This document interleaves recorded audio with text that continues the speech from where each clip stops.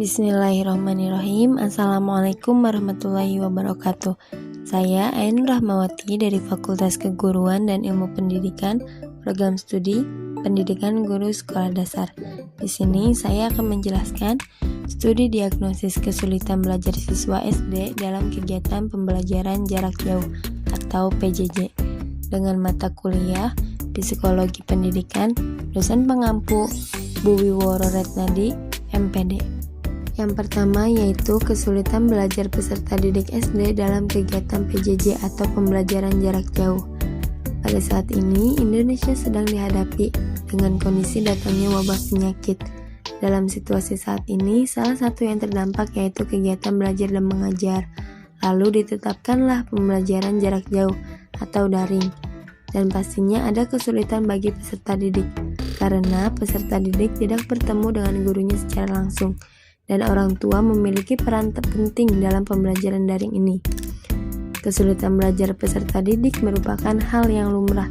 Sering ditemukan adanya siswa mengalami kesulitan dalam menerima pelajaran di sekolah, menghadapi hambatan dan mencerna dan menyerap informasi belajar yang diberikan guru.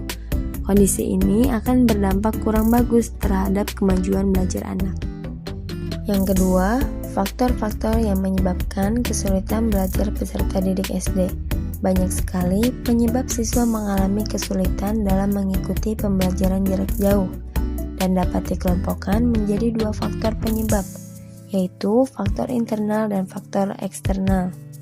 Faktor internal merupakan faktor yang terjadi dalam diri siswa sendiri. Misalnya, keterlambatannya dalam pemahaman, gangguan dalam kesehatan, dan rendahnya konsentrasi belajar. Faktor eksternal merupakan faktor yang terjadi di luar diri siswa, misalnya lingkungan belajar yang tidak kondusif, beratnya beban belajar, dan lain sebagainya. Lalu yang ketiga di sini ada solusi untuk mengatasi kesulitan belajar peserta didik SD berdasarkan teori. Dari hasil wawancara kemarin, dapat disimpulkan untuk mengatasinya yaitu yang pertama, membuat suasana belajar lebih menyenangkan. Nah, jika suasana belajar yang nyaman dan menggembirakan akan membantu siswa yang mengalami hambatan dalam menerima materi pelajaran. Lalu yang kedua, di sini ada motivasi orang tua di rumah. Anak yang mengalami kesulitan belajar tentu perlu mendapat perhatian orang tua dan anggota keluarganya. Peran orang tua sangat penting untuk memberikan motivasi ekstrinsik dan intrinsik agar anak mampu memperoleh hasil belajar yang memuaskan.